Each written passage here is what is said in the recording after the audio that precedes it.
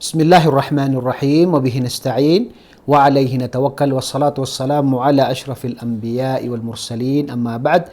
Assalamualaikum warahmatullahi wabarakatuh. Magandang araw po sa inyo lahat at ngayong araw po ay ipagpatuloy natin ang ating pag-aral mula sa mga aral sa talambuhay ni Propeta Muhammad sallallahu alaihi wasallam. Nung nakita ni Propeta Muhammad sallallahu alaihi wasallam na ang kanyang mga kasamahan na kanilang tinanggap ang relihiyong Islam ay pinapahirapan sila ng mga pinuno ng mga Quraysh, ay kanyang ipinahintulot at ipinag-utos sa kanila na sila ay maghijrah, lumikas papunta ng lugar na Habasya. Ang Habasya o Ethiopia, ito ang lugar na kung saan sinabi ni Propeta sallallahu alaihi wasallam sa kanyang hadith na kayo ay maghijrah, lumikas sa lugar na Habasya dahil mayroong hari dito na siya ay makatarungan. Dahil dito ay sa pang-5 taon ng pagkapropeta ni Muhammad sallallahu alaihi wasallam ay naghijrah ang ibang mga kasamahan ni Propeta Muhammad sallallahu alaihi wasallam, 12 na mga kalalakihan at 4 na kababaihan. Kasama nila si Uthman bin Affan, ganun din ang anak ni Propeta Muhammad sallallahu alaihi wasallam na si Ruqayyah. Ang hijrah ay isa sa mga hikmah dito ay upang maisabuhay ng isang tao ang kanyang pananampalataya. Kaya ang hijrah ay hanggang ito ay sa kabilang buhay. Hanggang hindi pa dumating ang araw ng kabilang buhay ay mayroong tinatawag na hijrah. Ito ang hijrah upang maisabuhay mo ang iyong pananampalataya. Ang hijrah mula sa masamang gawain tungo sa mabuting gawain. Kaya ang isang tao ay nararapat na tingnan niya kung naisasabuhay ba niya ang kanyang pananampalataya. Kung siya ay sa lugar na hindi niya maisabuhay ang kanyang pananampalataya, ay kinakailangan siya na maghijrah o lumikas sa lugar na kung saan dito ay kaya niyang maisabuhay ang kanyang pananampalataya, dahil napakahalaga po ang pananampalataya ng isang tao dahil ito ang kaligtasan sa kabilang buhay. At sa taong ding ito sa Ramadan, habang ang Propeta sallallahu alaihi wasallam siya ay nagbabasa ng Quran sa Haram sa Makkah, at ang mga ibang mga Quraysh naman ay sila ay nakikinig o nakikita nila na nagbabasa ng Quran si Propeta Muhammad sallallahu alaihi wasallam. Kanya binasa ang sura na Suratul Najm. وَالنَّجْمِ إِذَا هَوَى مَا ضَلَّ صَاحِبُكُمْ وَمَا غَوَى وَمَا يَنْطِقُ عَنِ الْهَوَى إِنْ هُوَ إِلَّا وَحْيٌ يُوحَى, hanggang sa nabasa niya itong fasjudu lillahi wa'budu, kayo ay magpatira pa at sumamba lamang sa nag-iisang tagapaglikha na si Allah subhanahu wa ta'ala. Dahil sa tinatawag na kadakilaan ng Quran na ito ay mula kay Allah subhanahu wa ta'ala, ay hindi napigilan ng mga Quraysh na sila ay nagpatira pa, na sinunod nila ang pagpapatira pa ni Propeta Muhammad sallallahu alaihi wasallam. Kaya lumaganap sa tinatawag na mga balita na umabot sa Habasya, doon sa mga naghijra papunta ng Habasya, na ang mga taga-Makkah ay sila ay nagmuslim. Dahil sila ay nagpatira pa. Sinundan nila si Propeta Muhammad sallallahu alaihi wasallam na nagpatira pa siya nung basahin niya ang fasjudu lillahi wa'budu, kayo ang patira pa at sumamba lamang sa nag-iisang tagapaglikha. Ngunit ito ay kabaliktaran ng paglaganap ng balita na ito. Ngunit ang balita na ito ay dumating sa Habasya, at dahil dito ay ang mga naghijra papunta ng Habasya ay sila ay bumalik. Bumalik sila sa Makkah sa pag-akala na ang mga Quraysh ay sila ay nagmuslim. Ngunit hindi pala sila nagmuslim, at noong ito ay naging malinaw sa kanila, muli sila ay bumalik sa lugar na Habasya. At sa mga panahong ito ay napakaraming naghijra na mga kasamahan ni Propeta sallallahu alaihi wasallam. Ang mga kalalakihan ay nasa 83 at ang mga kababaihan naman ay nasa 8. Sa ibang riwaya ay 9 na kababaihan kasama ng 83 na mga kalalakihan na mga kasamahan ni Propeta Muhammad sallallahu alaihi wasallam, na sila ay naghijra mula sa Makkah papunta ng Habasya upang kanilang maisabuhay ang kanilang pananampalataya. Sa mga panahong ito ay dumating muli ang mga Quraysh sa kanyang tito na si Abu Talib at kanilang kinausap. Sila nagbigay ng babala sa kanya na kapag hindi niya pinigilan ang kanyang pamangkin na si Propeta Muhammad sallallahu alaihi wasallam sa kanyang pagpapalaganap o lantarang pagpapalaganap ng Islam, ay magkakaroon ng mga bagay na hindi ikatutuwa ni Abu Talib. Dahil gusto nila na tumigil si Propeta Muhammad sallallahu alaihi wasallam sa kanyang gawain.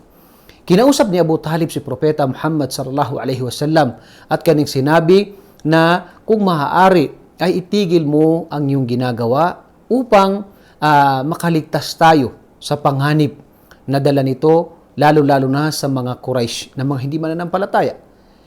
At dahil dito, nalungkot ang Propeta sallallahu alaihi wasallam at sinabi niya sa kanyang tito na, o aking siyuhin, kahit na ilagay nila sa aking kanang kamay ang araw at ilagay nila ang buwan sa kaliwang kamay ko, ay tunay na hindi ko iiwan ang mensahe na ito. Ito man ay dahilan ng aking kamatayan o kaya ay lumantad ang relihiyong ito. Nung nakita ito, naramdaman ito ni Abu Talib, naging matatag si Propeta sallallahu alaihi wasallam ay muli, dahil nakita niya na nalungkot si Propeta Muhammad sallallahu alaihi wasallam, ay sinabi niya na tunay na ako pa rin ay mananatili sa pagsuporta sa iyo, kaya ikaw ay huwag mag-alala, ikaw ay ipagpatuloy mo ang iyong gawain. Dahil dito ay muli ang Propeta sallallahu alaihi wasallam ay muli ay nagparating ng mensahe ng Islam na ito ang pagsamba sa nag-iisang tagapaglikha. Si Abu Talib, ang tito ni Propeta sallallahu alaihi wasallam, ay alam niya na ang Islam ay tamang relihiyon. Ngunit meron siyang salita na sinabi na laulal malam aw hudari syubah lawajadtani samhan lidhaka mubina. Itong syiar na ito o salita ni Abu Talib ay kanyang ipinapahiwatig na kung di lamang ako'y sisisihin ng aking mga nasyon, ang mga Quraysh, ay tunay na matatagpuan mo ako na ako ay susunod o kikilala sa napakalinaw na relihiyon na ito ang relihiyon ni Propeta Muhammad sallallahu alaihi wasallam. Ngunit dahil sa kanilang pagmamalaki at ganun din na siya ay natatakot na siya ay sisihin ng mga Quraysh na hindi mananampalataya, ay hindi niya tinanggap ang relihiyong Islam. Kabilang sa mga nangyari sa mga panahon na ito ay dumating ang tulong mula kay Allah subhanahu wa ta'ala, na dumating ang panahon na nagmuslim ang dalawang mga malalakas na mga pinuno ng mga Quraysh, na kabilang dito ang kanyang tito na si Hamzah. Si Hamzah ay tito ni Propeta sallallahu alaihi wasallam, na kabilang sa mga nagmuslim sa panahon na ito. Si Hamzah, ang dahilan ng pagmumuslim ni Hamzah ay si Abu Jahl, na isa sa mga pinuno ng mga Quraysh. Habang nakita niya si Propeta sallallahu alaihi wasallam na nagsasala, ay minuran niya si Propeta at nagsalita siya ng maraming mga salita, ng masasamang salita, hanggang sa kumuha siya ng bato at ito ay kanyang ibinato o ipinalo kay Propeta Muhammad sallallahu alaihi wasallam. Ngunit ang propeta ay hindi siya nagsalita. At nung dumating itong tito ni Propeta sallallahu alaihi wasallam na si Hamzah, mula sa pangangaso, dahil siya ay magaling sa pangangaso, ay sinabi sa kanya ng isa sa mga alipin na nakita niya yung pangyayari na ito, na isinumbong niya kay Hamzah na ang yung pamangkin ay ginawa sa kanya ito ni Abu Jahl.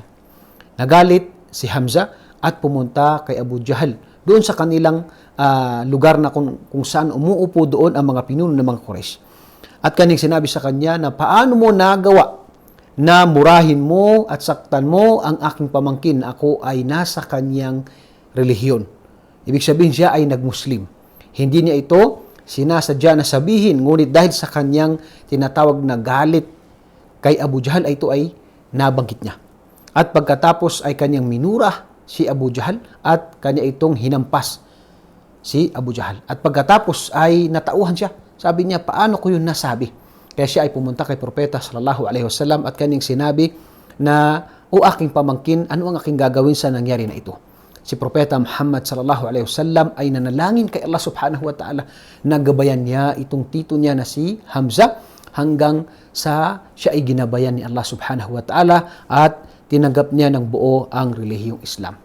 Kabilang din sa nagmuslim sa panahon na ito ay si Umar ibn al-Khattab, isa sa mga matatapang na Quraysh, na kung saan ang dahilan ng kanyang pagmuslim ay napakarami mga riwaya. Kabilang dito ay kanyang tinitingnan si Propeta sallallahu alaihi wasallam.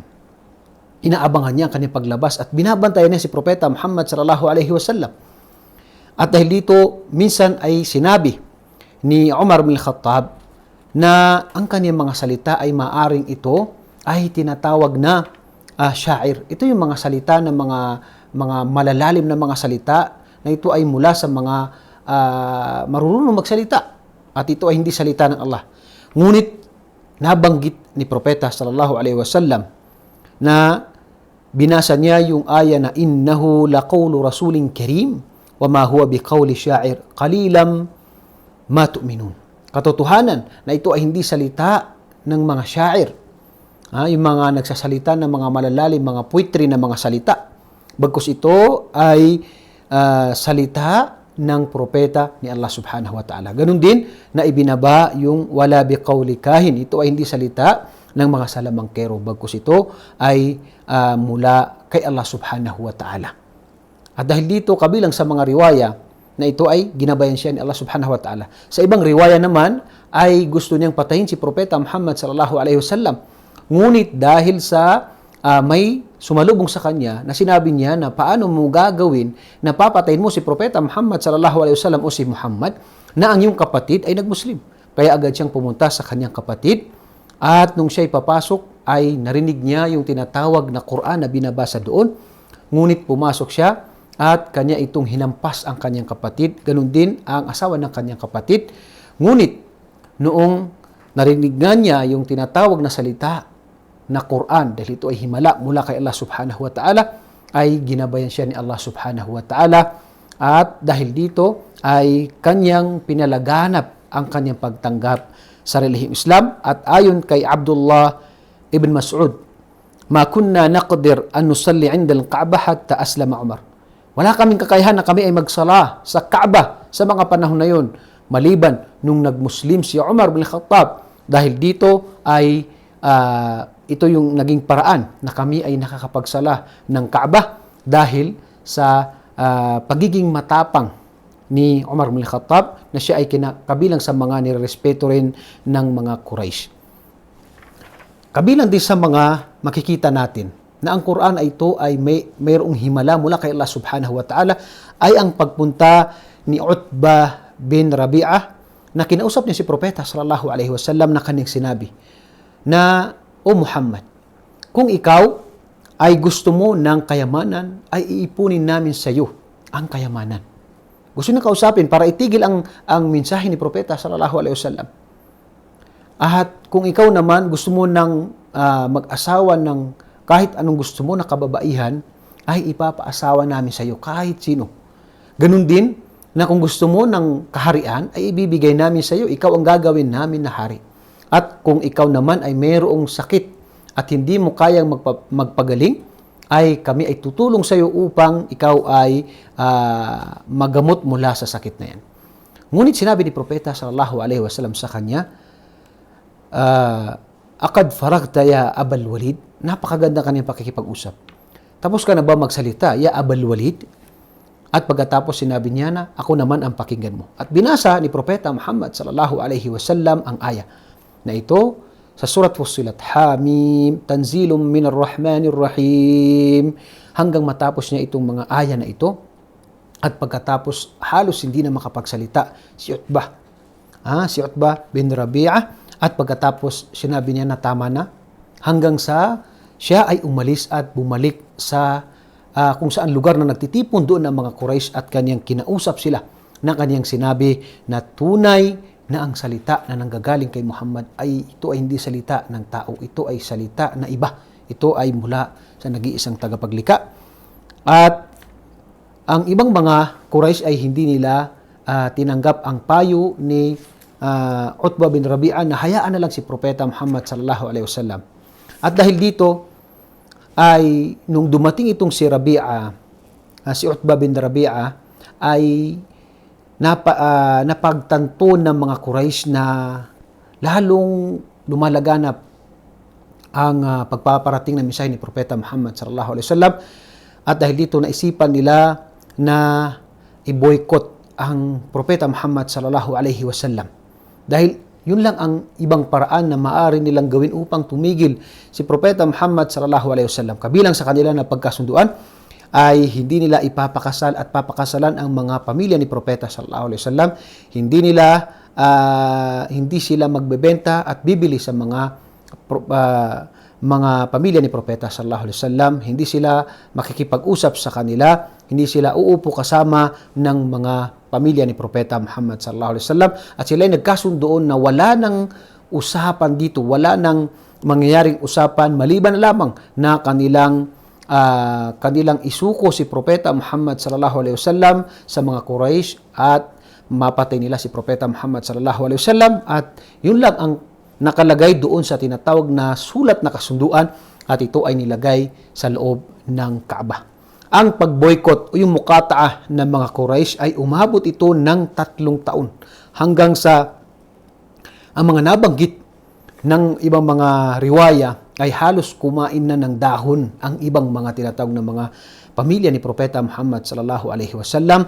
Ganoon din ang mga ibang mga sahaba, dahil ang pumunta o sumama kay Propeta Muhammad sallallahu alaihi wasallam ang kanyang mga pamilya na mula sa Banu Hashim at saka ng Banu Al-Muttalib. Ganun din ang mga sahaba ni Propeta Muhammad sallallahu alaihi wasallam na sila ay nanatili sa Shi'ab na tinatawag na Shi'ab Abi Talib. Ito yung lugar na palabas ng Makkah, na ito ay tinawag na Shi'ab ni Abi Talib. Sila ay nanatili dito hanggang sa dumating ang tulong ni Allah subhanahu wa ta'ala. Pagkatapos ng 3 taon, ay itong isa sa mga Quraysh na nakatira o isa sa mga tao na nakatira sa Makkah, na mayroon siyang magandang tinatawag na puso at kabutihan. Naisip niya itong si Hisham bin Amr min Bani Amir bin Lu'ay. Itong tao na ito, naisip niya na ito ay hindi talaga maganda. Walang maganda sa kasunduan ito, bagkus ito ay hindi makatarungan na kasunduan. Dahil dito, kinausap niya ang iba pang mga katulad niya na hindi sang-ayon sa gawain ito, yung kasunduan na ito, na mga kilala din na sila ay taga-Makkah na nirespeto sa Makkah, hanggang sa sila ay nagkasundo at itong si Hisham ay nagsalita habang sila ay nasa lugar na kung saan natitipon ng mga Quraysh, na kanilang sinabi na tunay na ang kasunduan na ito. Sabi na, kayo ba ay makakaya nyo na kayo ay kumakain, kayo ay umiinom, kayo ay nagdadamit, pero ang inyong mga kamag-anak na Banu Hashim at saka ng Banu Al-Muttalib ay sila ay hindi makakain. Sila ay nahihirapan. Tunay na ang kasunduan na ito, sinabi niya na ito ay tinatawag na hindi makatarungan. At dahil nga mayroon siyang nakasundo na 5 mga tao rin na katulad ng kanyang tinatawag na plano, ay sila din ay nagsabi na ganun. Hindi maganda, hindi kami sang-ayon dito, hanggang sa nagsalita itong 5 mga tao na ito. At pagkatapos hindi pumayag si Abu Jahl, siya ay nagalit at hindi pumayag. Sabi niya, yan ay napagkasunduan niyo na. Hindi bago yan, kundi yan ay napagkasunduan niyo bago kayo pumunta rito. Ngunit dumating si Abu Talib at kanyang sinabi na katotohanan na ang Allah subhanahu wa ta'ala ay ipinakita niya kay Propeta Muhammad sallallahu alaihi wasallam na ang kasunduan ay kinain ito ng mga insekto. Sa ibang ay uod o kaya ay mga insekto. Kaya wala nang natira dito maliban lamang sa salita ni Allah. Ito yung Bismikallahumma o yung mabuting salita dito, makatarungan na salita dito. Lahat ay kinain na ng insekto o yung uod. Dahil dito ay sinabi niya na kung totoo ang sinasabi ng aking pamangkin na ito ay dahil mula kay Allah, ay tapos na ang usapan. Ngunit kung yan ay hindi totoo, ay ibalik natin ang tinatawag na kami, ibabalik doon sa tinatawag na aming lugar, yung tinatawag na kasunduan ay mananatili pa rin. At tiningnan ito ng mga Quraysh at ang ganun din yung si Hisham, at nakita nila na wala nang natira doon maliban lamang sa Bismikallahumma. Ang ibang mga kasunduan doon ay wala na, pudpud na, dahil ito ay kinain ng tinatawag na mga insekto. Ito ay sa pamagitan ng tulong ni Allah subhanahu wa ta'ala. Ganun din na ito ay himala ni Propeta sallallahu alaihi wasallam. Dahil paano niya nalaman ang napapaloob sa Kaaba maliban sa ito ay sinabi sa kanya ni Allah subhanahu wa ta'ala sa pamamagitan ni Anghel Jibril. Ganun din na kasama sa aral na mapupulot natin dito ay ang pagsubok kapag tayo ay nasa tamang pananampalataya, kapag tayo ay nagpaparating ng kabutihan, ay likas na po sa atin na tayo ay makakaramdam o makakakita o makaka-experience ng mga pagsubok sa atin. Dahil ito ay likas na sa pagpaparating ng mensahe. Ganun ang mga propeta, sila ay sinusubukan ni Allah subhanahu wa ta'ala. Kaya kinakailangan na tayo ay magtiis dahil tunay na ang tulong ni Allah subhanahu wa ta'ala sa kanyang mga alipin na mananampalataya ay darating din. Ngunit kinakailangan natin magtiis at hindi pababayaan ni Allah ang kanyang mga alipin. At dahil dito ay bumalik muli ang mga pamilya ni Propeta sallallahu alaihi wasallam, kabilang si Propeta sallallahu alaihi wasallam, ganoon din ang kanyang mga sahaba sa Makkah, at muli ay bumalik si Propeta Muhammad sallallahu alaihi wasallam sa kanyang pagpaparating na kanyang mensahe na ito ang pagsamba lamang sa nag-iisang tagapaglikha. Ako po muli ang nagpapasalamat sa inyo. Assalamualaikum warahmatullahi wabarakatuh.